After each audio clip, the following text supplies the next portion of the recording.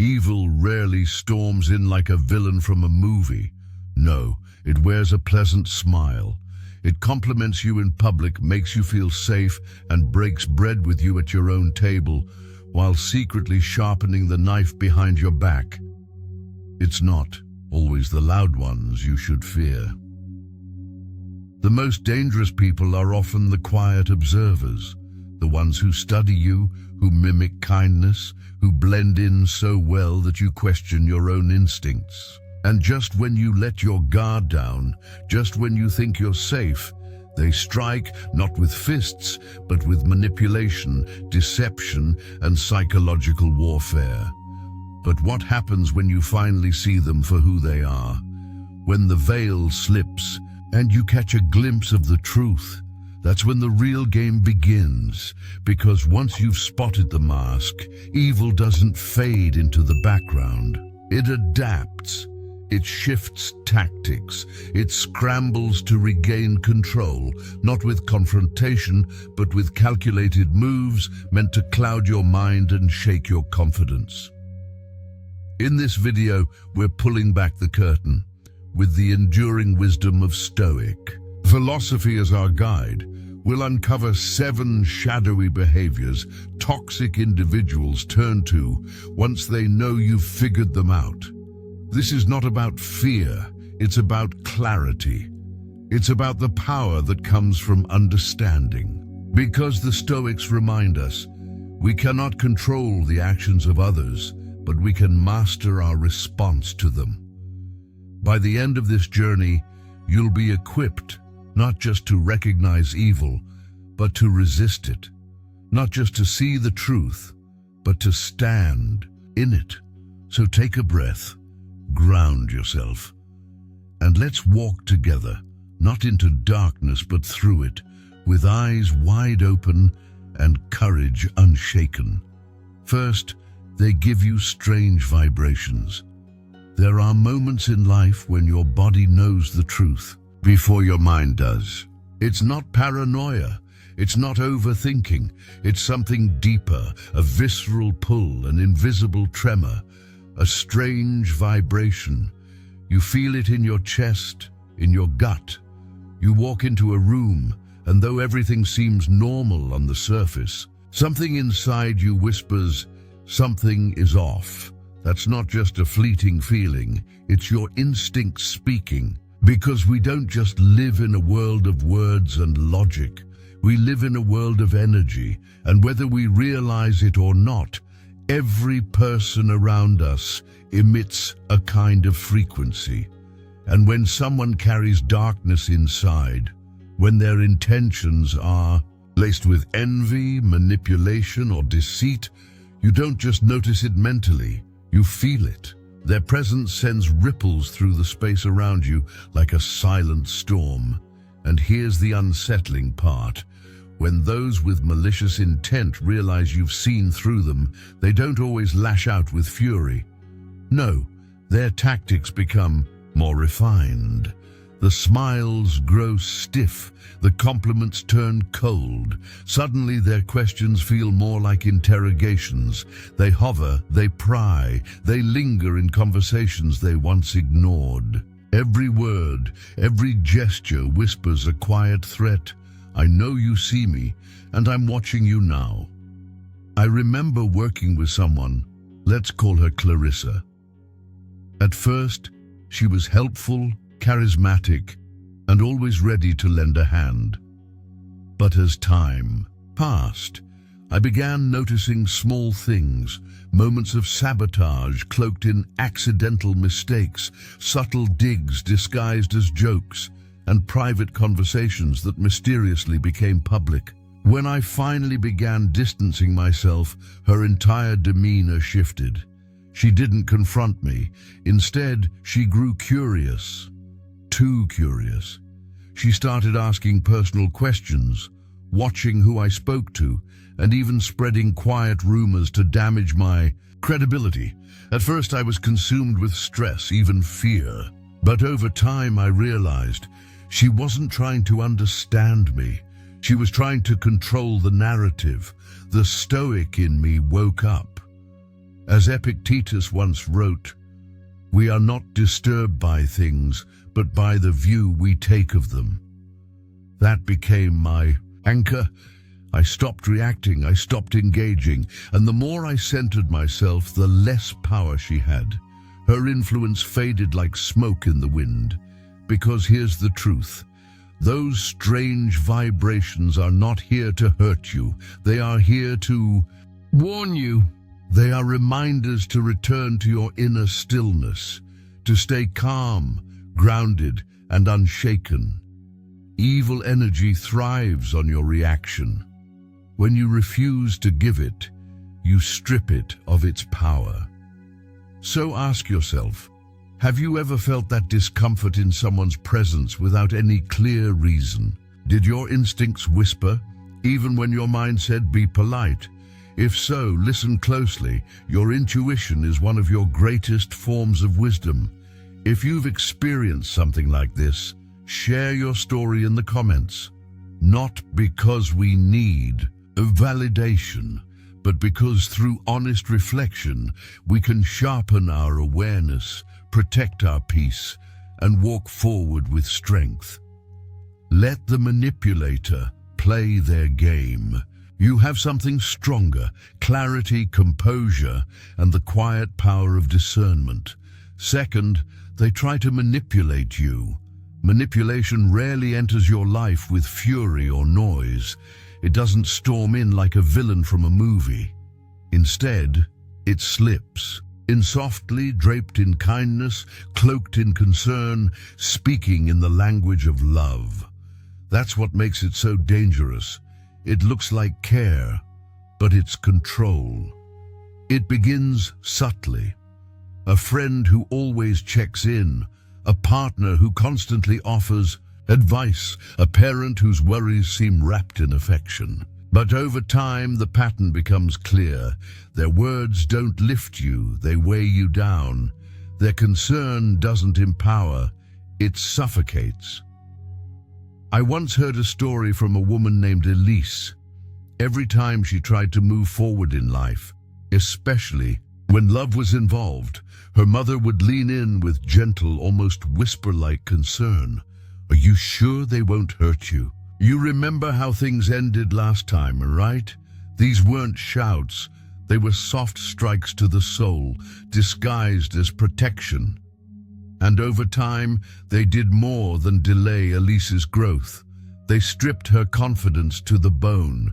The seed of self-doubt planted in her heart began to bloom, until eventually she abandoned relationships before they even had a chance to thrive. That's the mastery of manipulators. They know your heart, your wounds, your insecurities, and they don't soothe them, they use them.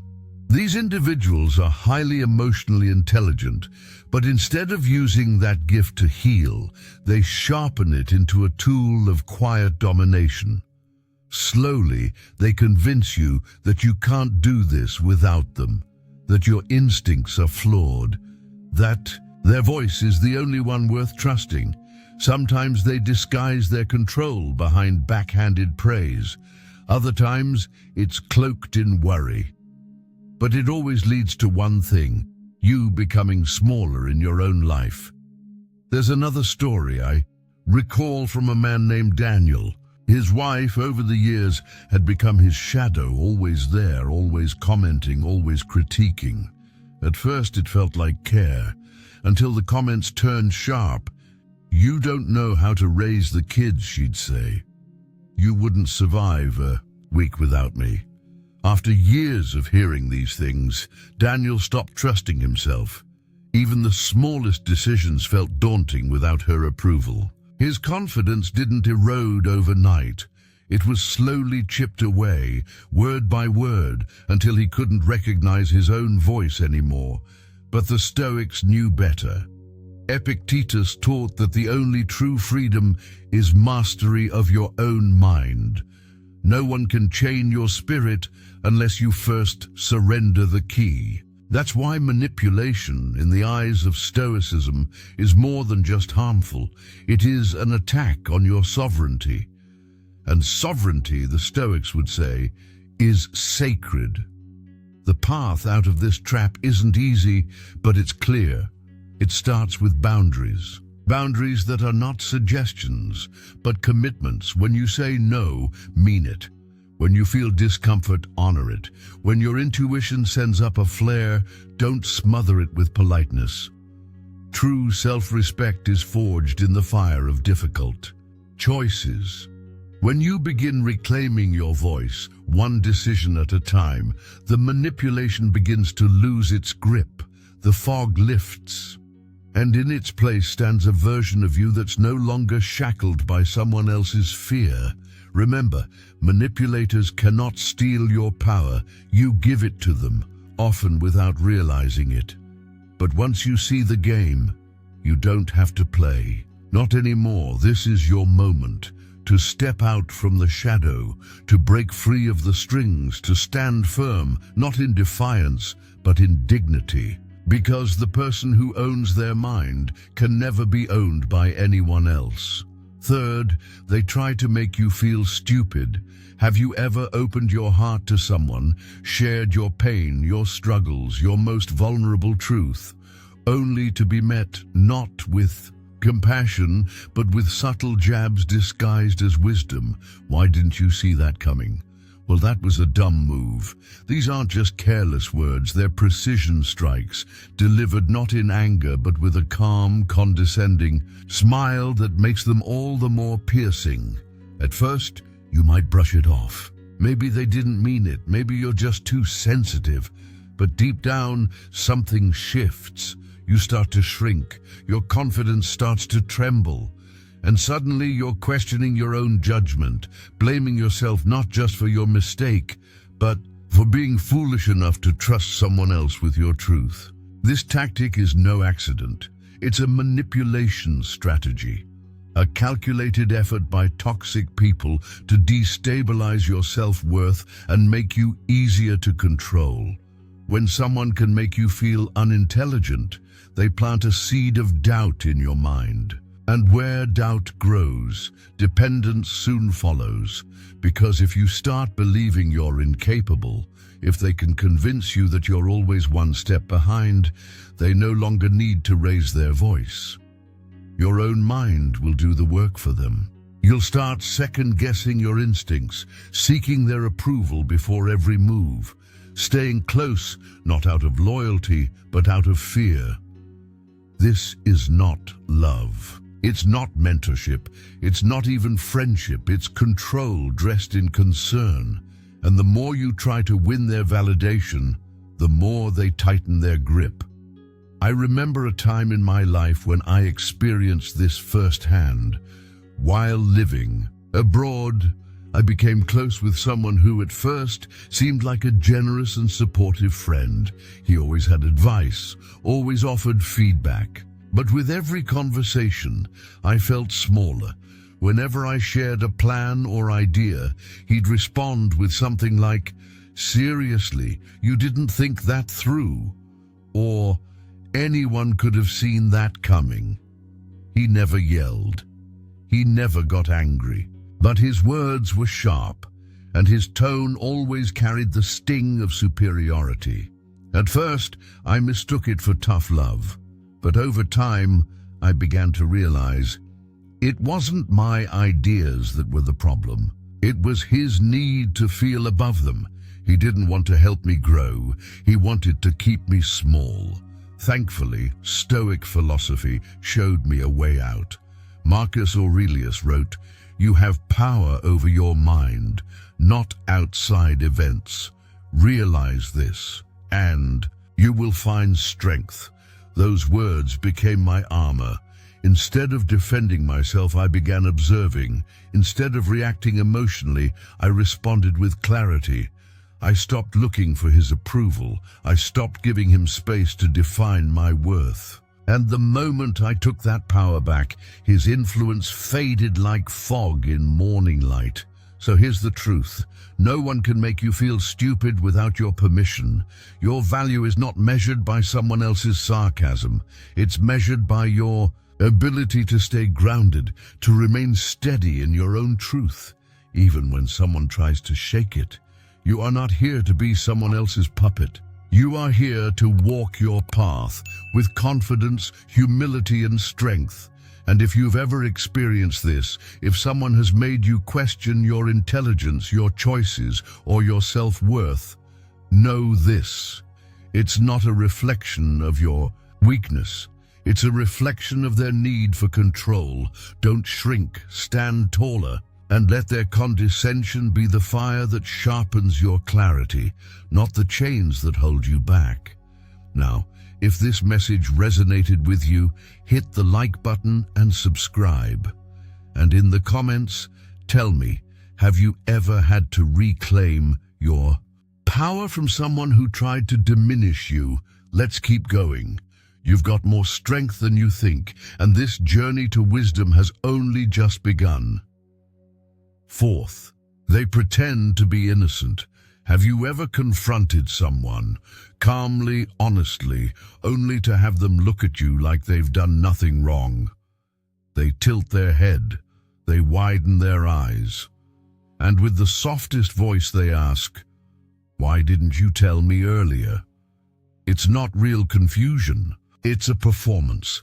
One of the most manipulative tactics toxic individuals use is pretending they don't know what they are. When caught, they don't apologize. They don't own their behavior. They play the innocent, or worse, they cast you as the aggressor. Suddenly you're the one who's too emotional, too sensitive, too dramatic. Your pain is minimized, your reality is questioned, and the blame is quietly redirected to you. Make no mistake, this isn't ignorance, it's strategy. These people don't deny responsibility out of misunderstanding, they deny it to maintain control. Their goal is not clarity or resolution, but confusion. If they can make you doubt your feelings, they can stop you from holding them accountable. And in that moment, your truth starts to slip through your fingers. I remember this happening. When I moved to a new city, I made a fast friend. Someone who seemed kind, thoughtful, dependable, but over time cracks started to show. They began taking advantage of my time, my generosity, and my trust. And when I finally spoke up, not with anger, but with honesty, they blinked and said, "Oh, I didn't know you felt that way. Why didn't you just say something sooner?" There it was, that familiar, disarming tone, half inquiry, half dismissal. Suddenly I wasn't hurt. I was overreacting. I wasn't betrayed. I just should have spoken up earlier. The conversation ended with me questioning my own instincts, and that's the most dangerous part. When someone twists reality so smoothly, so calmly, that you start believing their version over your own. But here's where Stoic philosophy saved me from falling deeper. Epictetus taught, "We are not disturbed by things, but by the views we take of them." That was my anchor. I realized that while I couldn't change their behavior, I could take control of how I understood it. Their denial didn't mean I was wrong. Their innocence was a shield, not a truth. And once I stopped trying to get them to admit their wrongdoing, I started reclaiming my peace. Stoicism teaches us that emotional clarity is not about forcing others to confess. It's about being so anchored in our values that no one can shake us loose. Toxic people will often disguise guilt with ignorance, shift the blame with questions, and paint themselves as victims to avoid consequence. But you are not obligated to play along. Your experience is valid. Your feelings are not up for debate. The strength you need isn't found in getting them to admit the truth. It's found in standing firm in your own. You don't need their permission to see clearly, and you certainly don't need their approval to protect your heart. So the next time someone plays dumb after hurting you, remember, you are not here to convince them of your pain. You are here to honor it, to understand it, and to rise above those who try to deny it. The truth doesn't shout, it doesn't argue, it simply stands. And when you stand with it, nothing can move you. Fifth, they lie to cover up past lies. Lies. Never stop at just one. Each false word is a thread. One thread leads to another, and before long, the liar isn't covering the truth. They're entombing themselves in a web of their own making. When someone lives dishonestly, truth becomes their enemy. The moment they're exposed, they don't come clean. They double down. They don't own their actions. They weave more deceit, hoping to confuse, to control, to maintain the illusion, and it works until it doesn't. The great Stoic Epictetus once said, "A man cannot learn what he thinks he already knows." This is the trap of the liar. In preserving their facade, they blind themselves, not just to the truth, but to any path that leads out of the mess they've created. Their lies don't just betray others, they erode their own soul. Yes, we've all told small lies, dodging a hard truth to spare feelings or soften a blow. But what defines the malicious is their motive. They don't lie out of kindness. They lie to hide their failures, to escape responsibility, to manipulate outcomes in their favor. And when they're caught, instead of making amends, they construct a house of cards built from excuses, denial, and deflection. I once had a friend I trusted without question. One day he came to me desperate, said he was drowning in debt, barely able to keep his head above water. He needed a short-term loan. He painted the picture so vividly I didn't hesitate, but later I learned the truth. He wasn't using the money to stay afloat. He was living extravagantly, lavish dinners, impulse shopping, indulgences I'd never imagined. And when I confronted him, he didn't confess. He lied again, spun a new story, blamed circumstances, mutual friends, even hinted that I was wrong for questioning him. That was the moment I understood. Some people aren't sorry they lied. They're just sorry they got caught. What shook me most wasn't the money. It was the betrayal, the realization that for people like this, trust is just another tool, something they use until it no longer serves them. And here's what Stoicism taught me to do about it: remain unshaken. As Marcus Aurelius often reminded himself, peace doesn't come from the outside, it comes from within. When someone chooses to deceive, they forfeit their integrity. But you get to choose how you respond. You don't have to argue. You don't have to stoop to their level. You just need to stand in truth and refuse to be pulled into their chaos. Because no lie, no matter how elaborate, can outlast the calm strength of someone grounded in clarity. So if you've been lied to, manipulated, or betrayed, know this: you are not the fool for trusting. They are the fool for thinking deception builds anything worth keeping. Hold fast to your principles. Let the truth be your compass. And never let someone else's lies steal your peace of mind, because in a world full of masks, there's nothing more powerful than being unapologetically real. Sixth, they wear new masks. Have you ever looked into someone's eyes, someone who once seemed ordinary, even kind, and felt an unshakable sense that something darker was hiding beneath?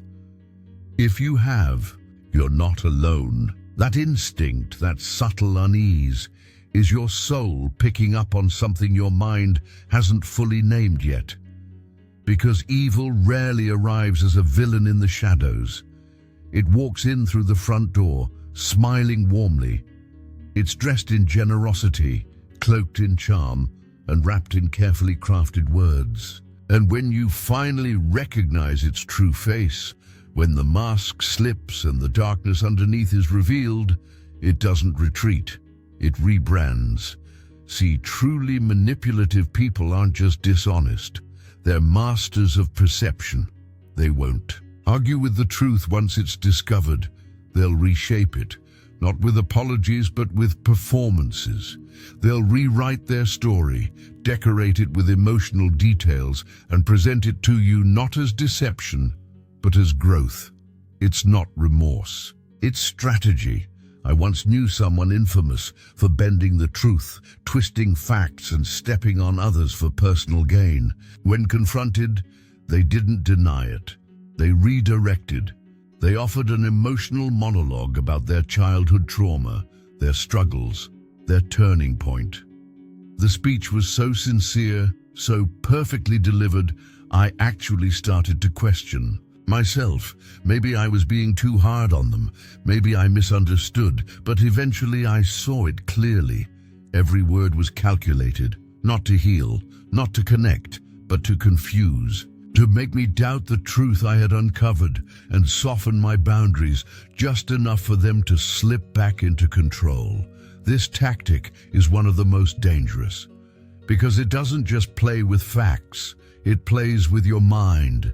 It makes you feel guilty for being right. It warps your sense of justice and reality. And if you're not careful, it traps you in a loop of questioning your own intuition. Marcus Aurelius once wrote, "The soul becomes dyed with the color of its thoughts." And manipulators know this. If they can color your thoughts with doubt, with guilt, with sympathy twisted out of context, they can slowly regain influence over your decisions, your emotions, your life. But Stoic wisdom offers us a weapon stronger than any facade: clarity. When someone rushes to present you with a new version of themselves the moment they're caught, pause. Look past the tears, look past the stories, and feel that discomfort in your chest, that subtle resistance in your spirit. That's your internal compass warning you that something isn't right, because evil doesn't always leave claw marks. It leaves confusion. Remember this: a true apology requires accountability, not just storytelling. A sincere change in character takes time, humility, and consistency, not a speech delivered in crisis. If they try to rewrite the past the moment truth knocks at their door, it's not transformation, it's deception dressed in new clothes. So guard your mind. Don't let sympathy blind you. Don't let carefully tailored narratives replace reality. Question what needs to be questioned. And above all, trust the wisdom of your own instincts. Evil may return with a softer voice and a different face, but the energy never lies. Pay attention. 7th, they only show up to take. Have you ever looked back on a relationship and realized you were never the destination, only the stopover? A brief pause in someone else's journey. They showed up with smiles, kind words, and just enough effort to seem sincere.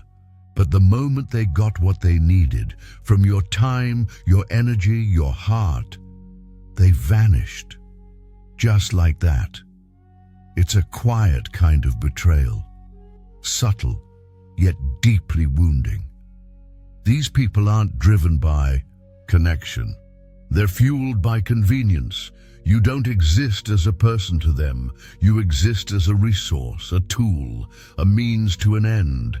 And once that purpose is fulfilled, they retreat, they disappear. And when you're the one who finally needs a hand, they're nowhere to be found.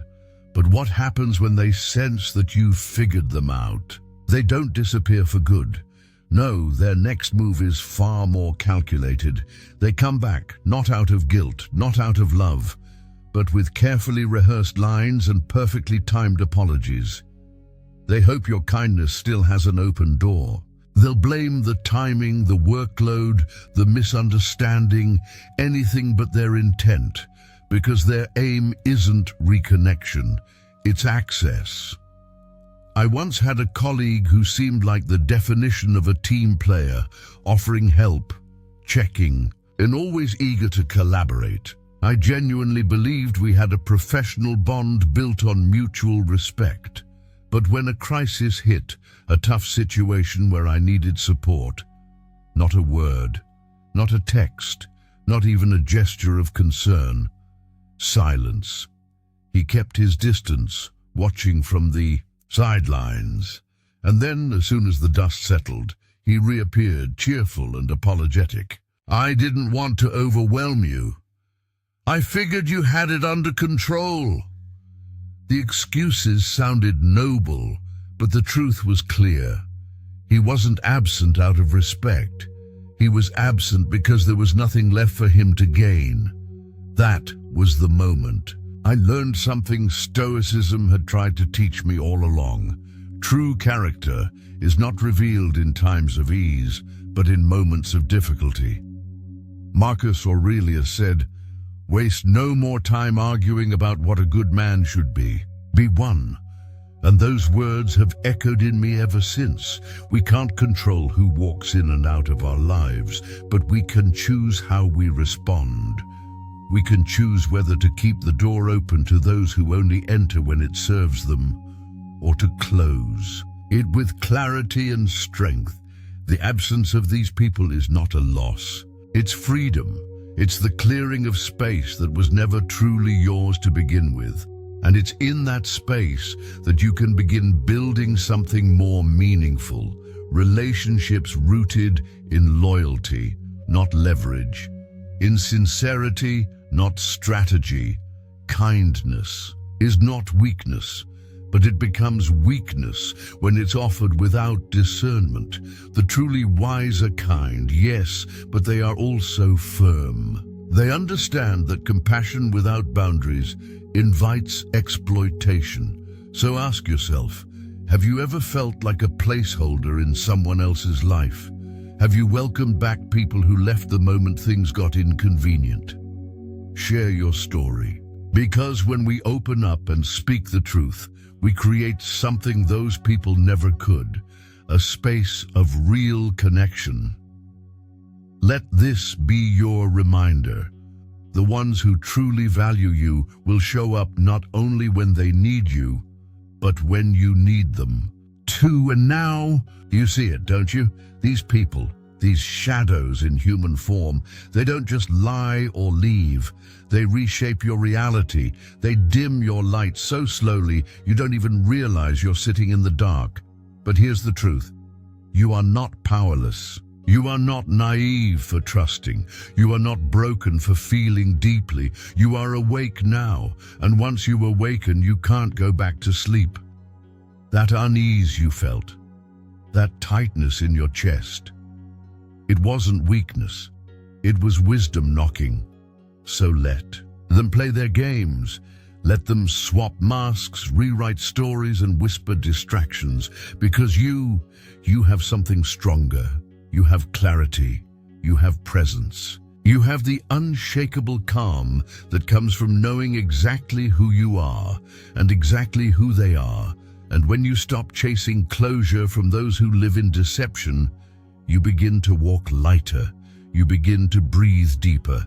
You begin to reclaim the most sacred thing you own, your peace. So if any part of this journey hit home for you, don't keep it in silence. Leave a comment. Share your story. Let's build a community where truth isn't something we beg for. It's something we live by, because in a world full of noise, the most powerful sound is the voice inside you that finally says, enough.